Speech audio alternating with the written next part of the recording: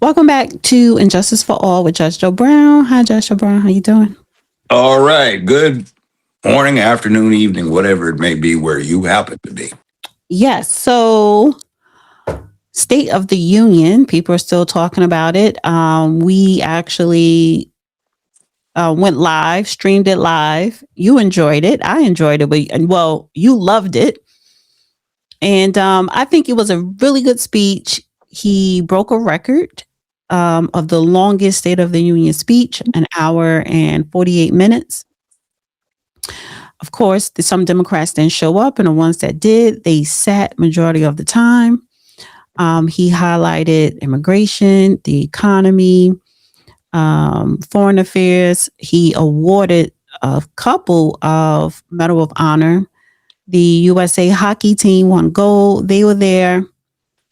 I felt it was a very good State of the Union address, very thorough, very detailed. So I want you to give us a recap and your thoughts. First State of the Union address I looked at was a special on television. I think it was 1958, 59. I was in junior high school, and it was a social studies project. I think it was either the eighth or ninth grade. And I've heard most of them ever since. And in the Constitution, it says that every year the president shall cause to be delivered a report to the joint houses of joint chambers of Congress, a report on the status of the nation and essentially legislative recommendations. So that's what we got. It was the longest, but it was entertaining. It was delivered with humor. There were some laugh points in there, and it wasn't boring. Now, the Medals of Honor were a very nice shot. He got a four-star general to deliver one, and his beautiful wife delivered another, and that was a good touch. And we got into a lot of things, and he pulled the gloves off, and he said, "You ought to be essentially ashamed of yourself for supporting positions like this." And he put this beautiful thing in there. The job of elected officials is to take care of Americans, not foreigners who are here illegally. And that was the crux of the matter. So I had something I found interesting since he mentioned Memphis. The local press here had a field day the day following about trying to cut that down, but there wasn't really anything to cut down because when you looked at it in print, it's like, hey, that's good stuff he had. They tried to say, why did they need all of these people here from these federal agencies to keep Memphis? It's nothing but totalitarian and not like this speech, so and so. I said, but yeah, but the stats are crime has dropped 43% in Memphis since these people have been here. And the mayor, who was trying to initially oppose this, is now trying to take credit for something he didn't do. So they mobilized basically every law enforcement agency in the country to come here and reduce what was, in fact, the highest murder rate, kidnapping rate, car theft, carjacking rate, car burglary rate, you name it. And Memphis can claim title to it, so that's been drastically reduced. So I like it. And that's what he had in the speech. It was, you made this all about me. We could be saying we did this and our country is so and so, but you don't have anything to offer except to attack the Baba Yaga. That's Russian for boogeyman, if you watch the John Wick franchise. And since you are all about attacking me, well, let's see what I did since you wanted to make it personal, because that's all you have to offer the American public is a propagandized false landscape that you are trying to put me in and say I'm the cause of all of your problems when you did it to yourself. You don't think inflation comes about in the 1 year I've been in office, which was already at a record high when I took office, do you? I mean, those kind of things are what he put out there, and he offered the solutions. The other thing that I find interesting is even though the tariff provision got struck down on, I think, an ill advised 6-3 decision by the U.S. Supreme Court, it didn't take away his power to levy certain forms of excise instruments. It didn't take away from the fact that although he coerced these foreign entities into going along with it, they still want to stay with the previous agreement, even if the 6-3 on the Supreme Court says he shouldn't have done that. And a matter of fact, out of the options that the main opinion by Chief Justice Roberts stipulates is what he was doing was the least oppressive. They said he could impose quotas. They said he could impose an absolute embargo on the goods. In other words, his tariff might have been $10 a ton on imported steel, unlimited importation allowed. You just pay the $10. Or since they said he couldn't do it that way, what Roberts said he could do is say you can limit it by putting a quota. You can't bring in but 1,000 tons of steel from this particular country, or you can't bring in any at all. They said he had the authority to do that, but not impose what they claimed. And there's a reasonable interpretation to it. I don't think it's the proper one, but it's there. And that would be as chief diplomat of the United States under the Constitution. And when it comes to national security, as the commander in chief, he actually had.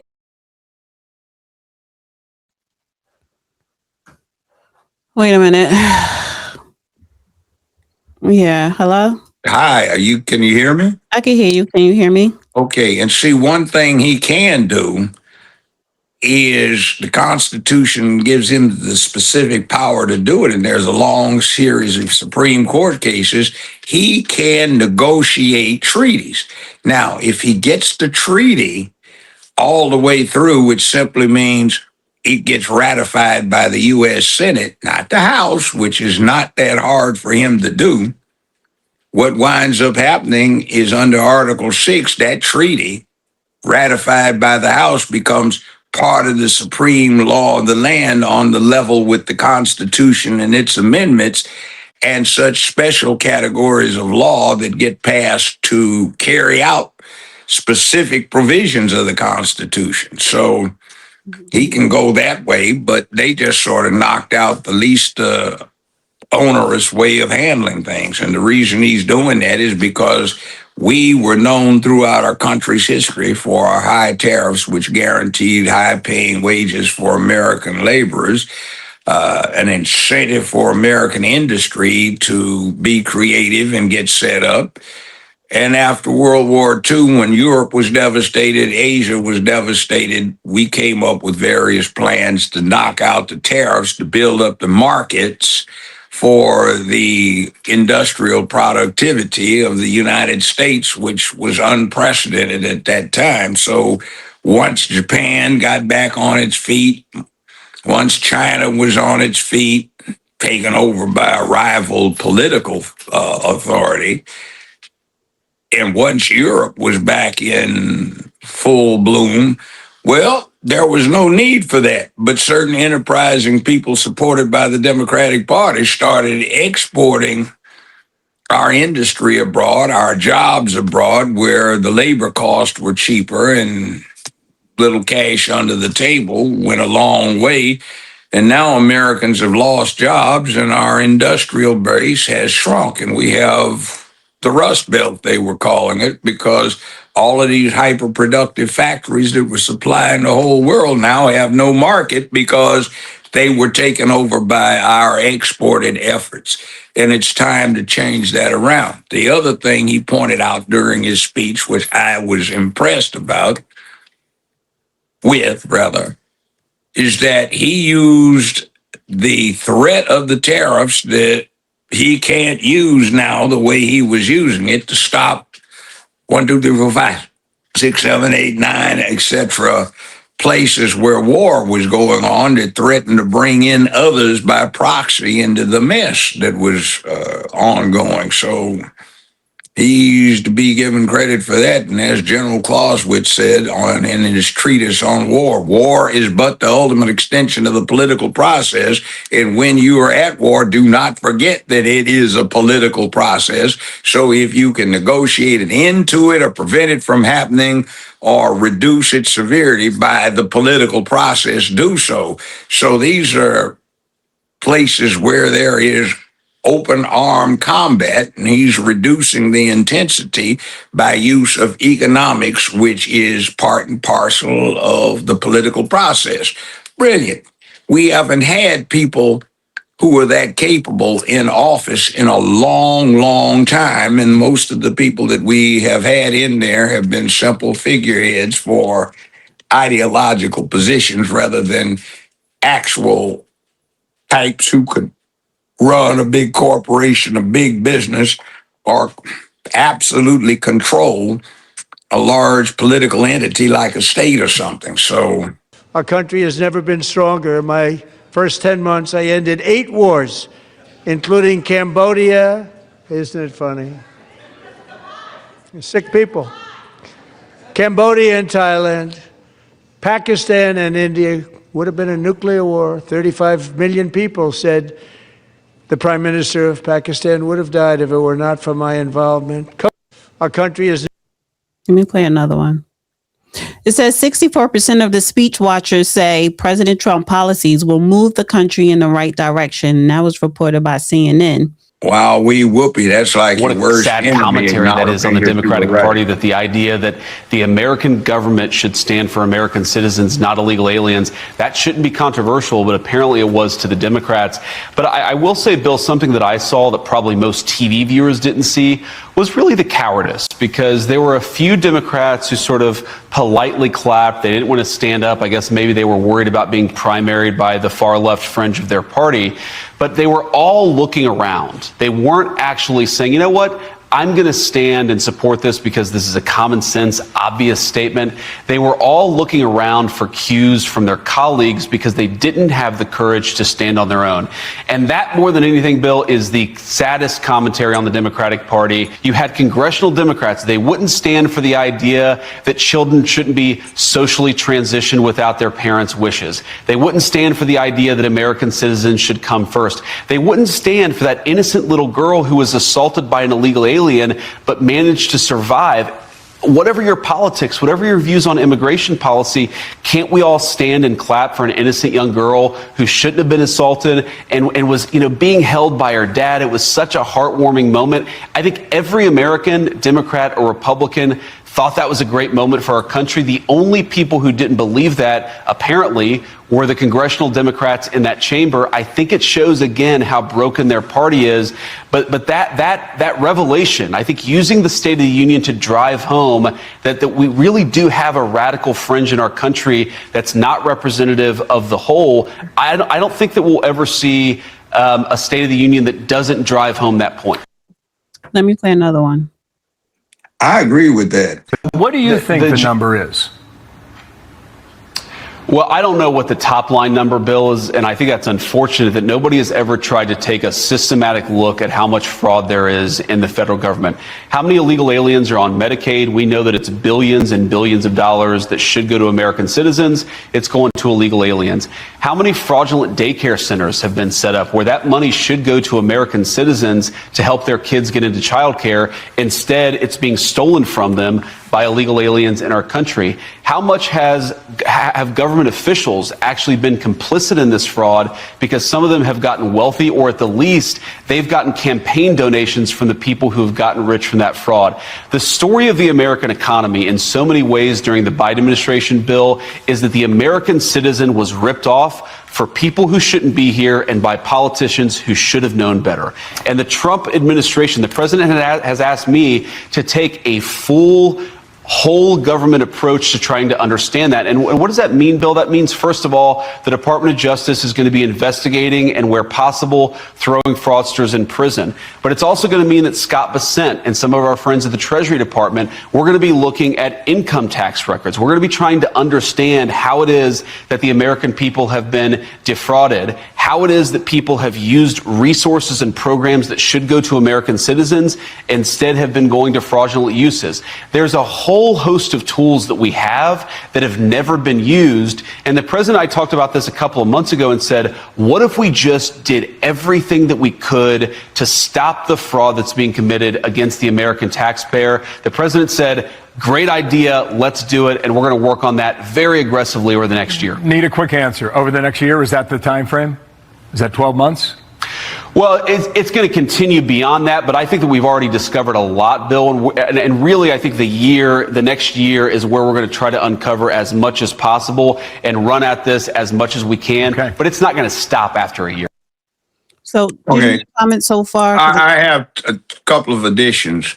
One, he didn't mention this, but our intelligence community is generating information and data analysis that is showing that maybe slightly less, perhaps quite a bit more than $200 million, $180 million to about $260 million of this Minnesota fraud has gone to our mortal enemies, ISIS and Al-Qaeda and their affiliates to fund their activities against us, which probably included giving them a firmer base to bring about 9/11 2.0 in a very short time in retaliation for what went on through the Biden administration over in the Middle East and other places. So that needs to be brought into play. And the other thing is that, well, I will come back to that. I can see, knowing what I think we're going to get into. We'll talk about that later. But so let me just play a couple more. This man is probably going to be the next president of the United States. You notice how articulate he is and fast on his feet, like a good stand-up comedian with a good grasp of details, facts, circumstances, and a very astute analysis of where all of this fits in and why it is of significance to ordinary people. Right. Oh, one other thing, too. Another comment. I made this when we were looking at it. The Democratic Party, in their narrow-minded discourtesy, they actually gave the Republicans a benefit by taking so many of their members out of the chamber on boycott.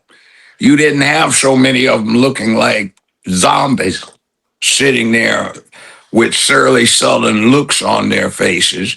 You had just a few, which is to be expected. And the Republicans, what we were looking at, and I paid attention to when it was just getting ready to get started, they just spread out through the chamber. So anybody looking at this would see a whole bunch of people in support rather than one side wildly in support and the other side sitting there surly and sullen.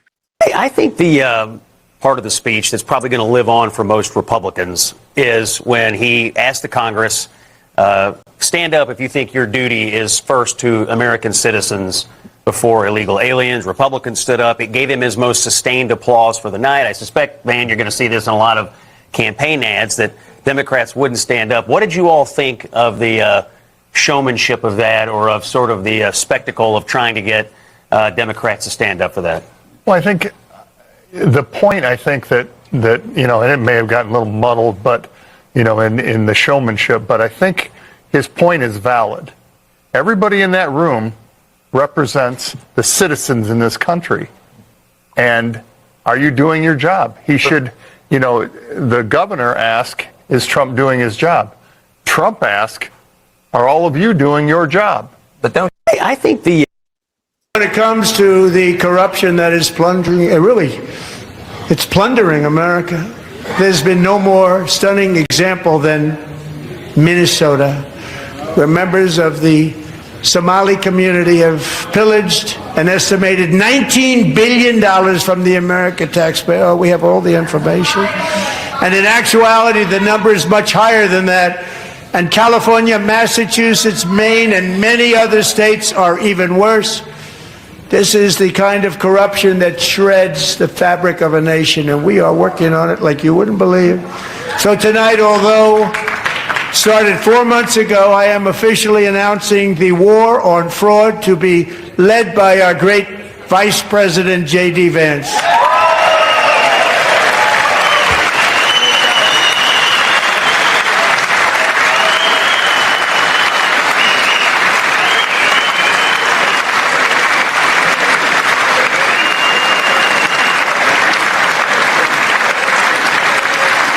We'll get it done. And if we're able to find enough of that fraud, we will actually have a balanced budget overnight. It'll go very quickly. That's the kind of money you're talking about. We'll balance our budget. The Somali pirates who ransacked Minnesota remind us that there are large parts of the world where bribery, corruption, and lawlessness are the norm, not the exception. Importing these cultures through unrestricted immigration and open borders brings those problems right here to the USA.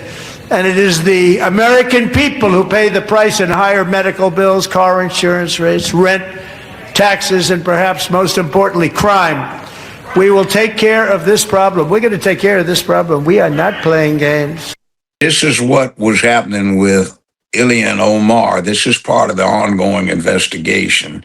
Several $1 billion they've accounted for, and more is turning up. These investigations take a while, but they're developing. And it's time that somebody said, you know, what you're doing is just frivolous and irresponsible. It's the equivalent of saying, I have goods on sale. Let's open up the front of the department store, take down all the barriers, have no security in the store, and everybody comes on in, and the store goes bankrupt because of the shoplifting load. And that's what the Democratic Party is talking about. Let's just open everything up so thieves can come in and steal it. The other thing, too, is I'm looking at the picture of the Somalis that are being presented in Minnesota, and for some reason, they don't look like the Somalis that everybody else in the world sees in Somalia. So let me read what Trump had posted on Truth Social. He said, when you watch low IQ Ilhan Omar, Rashida Tlaib as they scream uncontrollably last night at the very elegant State of the Union, such an important and beautiful event, they had the bulging, bloodshot eyes of crazy people, lunatics, mentally deranged, bulging, mentally deranged and sick, who frankly look like they should be institutionalized. When people can behave like that, and knowing that they are crooked and corrupt politicians, so bad for our country, we should send them back from where they came as fast as possible. They can only damage the United States of America. They can do nothing to help it. They should actually get on a boat with Trump deranged Robert De Niro, another sick and demented person with, I believe, an extremely low IQ, who has absolutely no idea what he is doing or saying, some of which is seriously criminal. When I watched him break down in tears last night, much like a child would do, I realized that he may be even sicker than crazy Rosie O'Donnell, who is right now in Ireland trying to figure out how to come back into our beautiful United States. The only difference between Nero and Rosie is that she is probably somewhat smarter than him, which isn't saying much. The good news is that America is now bigger, better, richer, and stronger than ever before, and is driving them absolutely crazy. President J. Trump. Now, you have Democrats like this, and they sit on sensitive committees like foreign affairs and military affairs committees. And there's a lot of top secret information that goes through those committees.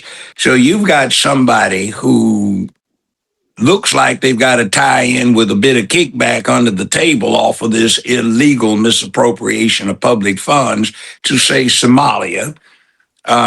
and you've got top secret information vital to the security of the United States that the People's Republic of China would love to get their hands on, and so would the Russians. And when this person or these persons in the Democratic Party start talking about what they would like to do to harm the United States, you start getting the impression that maybe they might be tempted, since they take bribes in the first place, to push their political agenda, start feeding very sensitive stuff that doesn't need to be fed to our enemies. It's a consideration that I haven't heard the press even broach, but it's there, obvious. I mean, it's common sense. So let me play the interaction with Elian Rashida and the president from the State of the Union. You should be ashamed of yourself not standing up. You should be ashamed of yourself. That is why I'm also asking you to end deadly sanctuary cities that protect the criminals and enact serious penalties for public officials who block the removal of criminal aliens. In many cases, drug lords, murderers all over our country, they're blocking the removal of these people out of our country, and you should be ashamed of yourself. Why would anybody not want voter ID? One reason, because they want to cheat. There's only one reason. They make up all excuses. They say it's racist. They come up with things. You almost say, what imagination they have. They want to cheat. They have cheated. And their policy is so bad that the only way they can get elected is to cheat. These people are crazy. I'm telling you. They're crazy. We're lucky we have a country. With people like this, Democrats are destroying our country, but we've stopped it just in the nick of time, didn't we? Any regrets at all about the interaction we played between you and President Trump just last night? I do not. And I think many people look at that moment when the president says it is our responsibility to protect Americans. And he does not acknowledge the fact that two Americans, two of my constituents, two of our neighbors, were killed, and it was important for me to just remind the American people that the president and his administration was responsible for killing two American citizens. My comment on that. Yes. How many American citizens got killed in 911, and how many do you think full are going to be killed in 2.0 editions or 3.0 editions of 911 the next time it goes down? Why don't you just tell them protest quietly, peacefully, and stand back from law enforcement as it's trying to enforce already existing laws? Now, Trump didn't get into it, but I have represented clients, it's been years ago, 45 years ago, who were charged with Title 8, United States codes, criminal codes, Section 1324, that makes setting up a sanctuary city, giving aid, comfort, protection, assist in evasion of apprehension, detention, and deportation. It makes it a felony, and it specifically says in the statutory scheme that official capacity is no defense. So let's go prosecute some people. You got the law on the book, or maybe you didn't want to tip them off since they tend to do things in states of high ignorance. This lawlessness needs to stop. Businesses are going elsewhere from the big cities because the district attorneys that Soros funded so heavily, they are not prosecuting for theft. They're not prosecuting for assaults. They're not prosecuting for general thievery, burglaries. They're not prosecuting for anybody. They have cashless release systems where people aren't even required to qualify for release on own recognizance, or just turn them loose. Don't do anything, come back. And you got a career criminal you're doing that with. It's just insane. And most of it is because they know that their weird, sick agenda is getting compromised because people are leaving their states in droves. And the Census Department says by 2030, which is 3.5 years from now, they are likely to lose, meaning California, New York, New Jersey, Illinois, etc., are likely to lose at least 6 House seats, which certainly hurts them, let alone Right. Well, here I want to play this. I want to play this of Representative Fetterman, because a lot of Democrats did not stand, which was very disrespectful, especially when he was acknowledging and honoring, I can't pronounce the woman name, but her throat was slashed in Charlotte on the subway. Her mom was there. None of the Democrats stood up. And in a previous clip I played, they're going to regret. Aren't they complaining about 2 of my constituents were killed? What about this woman that was killed by the people your 2 constituents were trying to ensure stayed at large out on the streets, nobody looking, so they can kill some more citizens? They had more than 2 people represented by families who'd been killed by illegals in that chamber, and they completely forgot about that. Right. And so the previous clip that I played, they mentioned that the Democrats are going to regret sitting down for American citizens who were honored and the military, because I think some of them did stand up for the military. However, they're going to, people who are running for office in the midterms, they're going to clip that and they're going to play it as they should, because that was so un-American. However, we have Representative Fetterman here, and he did stand to a lot of what Trump was saying. And I want to play this clip.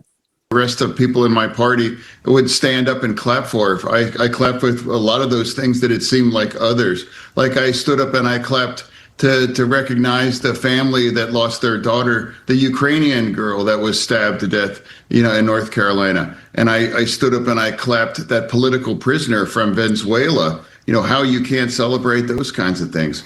And now I also celebrated all the veterans that were in the audience as well, too. And even more the political things like Erica Kirk. I stood up and I clapped for her as well, too. Now, here, can't we just be more kind to a widow? I mean, we just shouldn't be that long ago that a widow, with young children has her husband murdered, how we can't just acknowledge that as well, too. Wow. Whether white people would attack her, whether the left or the right either. So I'm always going to stand up and clap for things that I agreed with like striking the Iranian, sites now for me. I never worry about who's standing up or clapping. If I see it, I'm going to. If I don't agree with it or whatever, I'm certainly not going to yell and scream and disrupt the whole thing. Thank you. That was the way it's supposed to be. That's the American way. And by the other way, there's an interesting thing about human history and human psychology. Warriors celebrate the prowess of their opponents. In other words, if you whipped somebody and he wasn't worth a damn, you didn't accomplish anything. You just beat up on somebody. But if your opponent was a worthy opponent, you certainly celebrated. Look at how we now respect the kamikaze, the banzai charge, the German Wehrmacht, black or white, north or south, blue or gray. You have to admire Pickett's charge. During the Battle of Gettysburg, you have to admire, and this is how he became famous, what at that time General George Armstrong Custer did, leading the Massachusetts Volunteers and holding back a huge part of the Confederacy. Bravery is bravery, and it is a human tradition to honor bravery and courage wherever you find it, even in your enemies. And these folk just don't like that paradigm because they don't understand it. They are cowards. They don't want to accept duty, honor, obligation. They do not wish to account for the fact that sometimes you have to accept your circumstances and do the best you can. But to them, you can bail. And fundamentally, it gets down to one of the most deep underlying foundational principles of humanity. There is an obligation on masculinity that is heavy, and it shall not be removed without destroying the human race. It results in women and children in the lifeboat first. That takes a lot of conditioning for males to act like men and honor that compact with the rest of humanity. And they're trying to destroy it. And that's what their agenda is about, what their sick propaganda is trying to perpetrate. And they've got a very, very corrupt industry. The communications industry operated out of Hollywood, where also the news industry and the entertainment industries operate. And they are trying to propagandize the American public into being rude, crude, ignorant, stupid, illogical, irrational, over emotional, and convinced that they have no duty, honor, and obligation that they must rise to. And that's what we've been looking at, and that's what you saw in this chamber.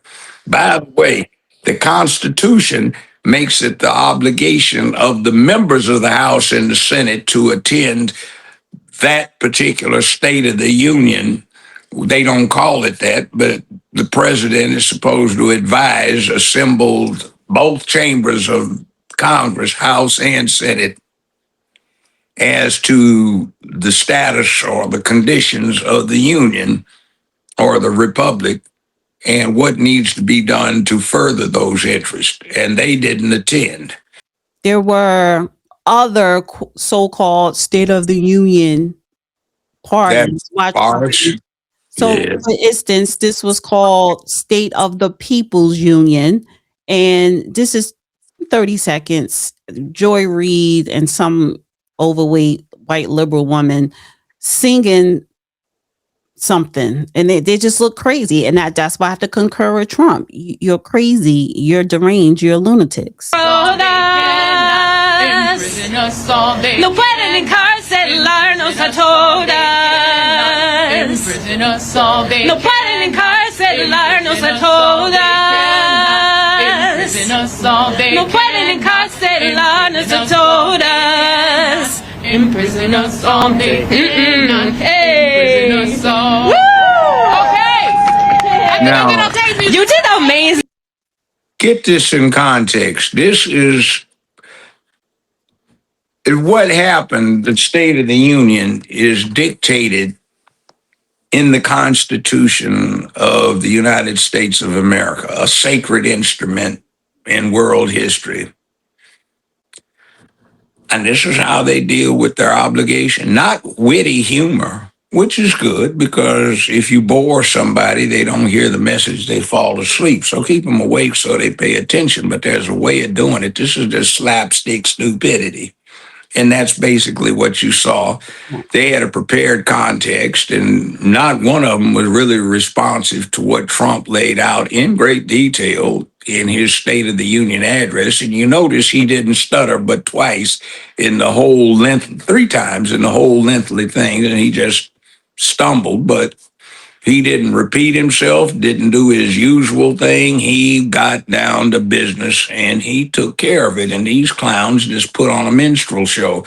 And I'm embarrassed that every time the Democratic Party wants to make a point, they've got some little monkeys out there bug dancing to some lame, out-of-date music, or they've got some bare butts with a third of the participants being trannies, doing stunts on a stripper's pole, and that's supposed to get you out and inspire you to vote? Come on now. Stephen A. Smith called it a shit show. And this is why I don't listen to celebrities. I don't listen to public, television, public figures. Let's see here. That was saying that he was telling a bunch of lies. Let me tell you what my description of what last night was. It was a shit show. That's what it was. Somebody's got to say it, so I'm going to say it. It was a shit show. And I don't know how often I've watched the State of the Union address, and I have been finding myself vacillating between befuddlement and confusion to frustration, to being so ticked off, so disgusted, and ultimately regressing to the realms of hopelessness, that I got to tell you something right now. It's a bad place for our country to be. There's simply no way to slice it. We can get into the particulars and we can talk about how Trump may have had good moments when it came to talking about foreign policy, or we're talking about a retirement pivot where it's proposing extending federal style retirement matches to private sector workers without employer plans. Or we can talk about institutional reform, okay? Or you can look at it from the bad side where he's simply talk about being blind economically.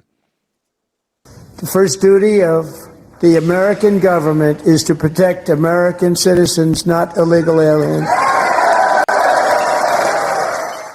Everybody on the right stood up. None of the Democrats stood up. Zero.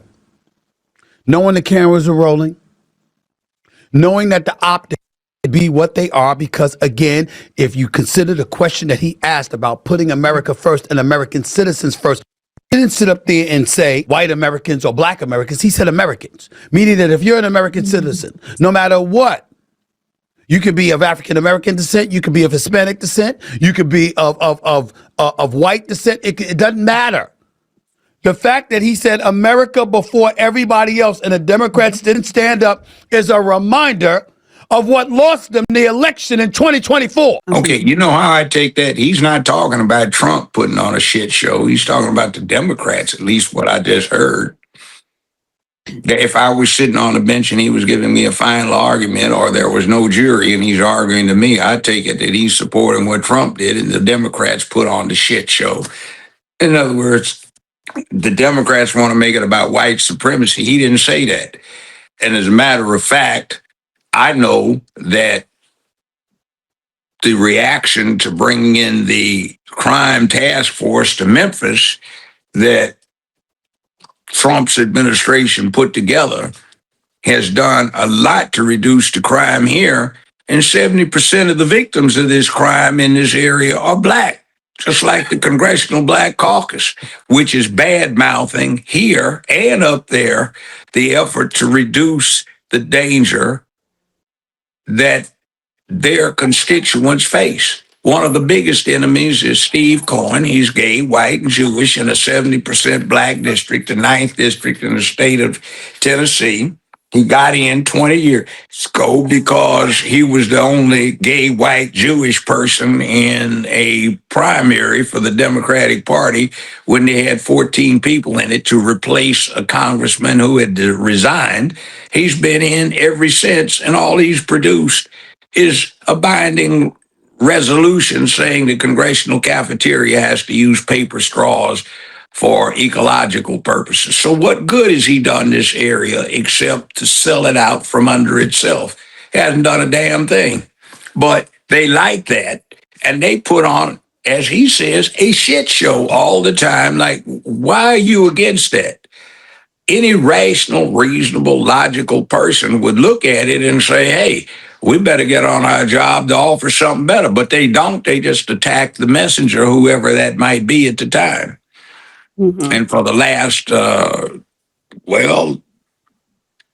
4 years, for the last 9 years, the messenger that they want to attack is Donald Trump. And the reason that I find it interesting is because Donald Trump betrayed that sick entity known as Hollywood,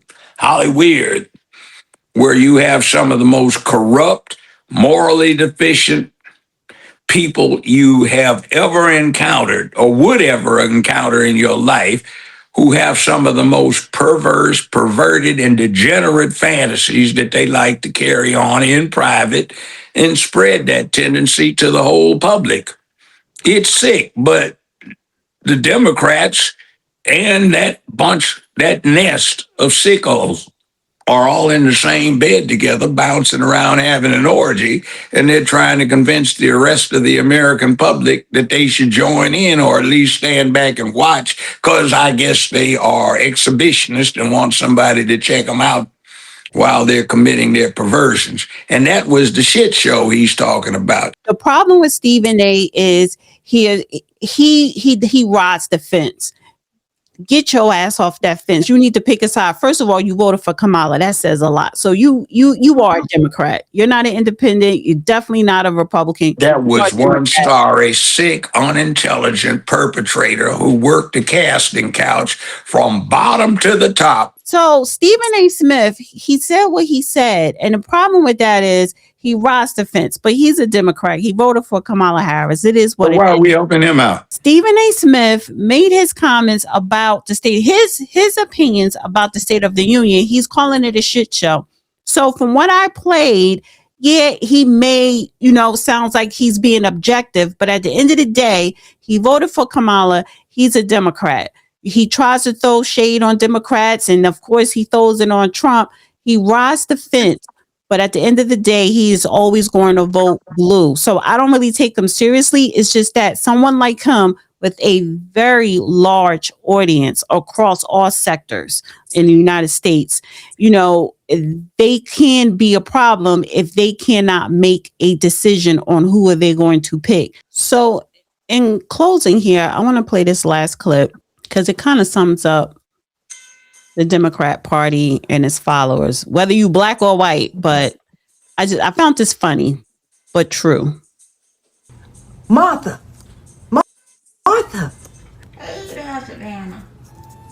Did you hear what happened? What happened, child? Say we got somebody else that's gonna be on our side. I do declare. He got a strong name, powerful name. His name Gavin Newsom. That's right. He was talking to a bunch of Negroes the other day, and he said he just like us. He can't read nor write either. That's what he said.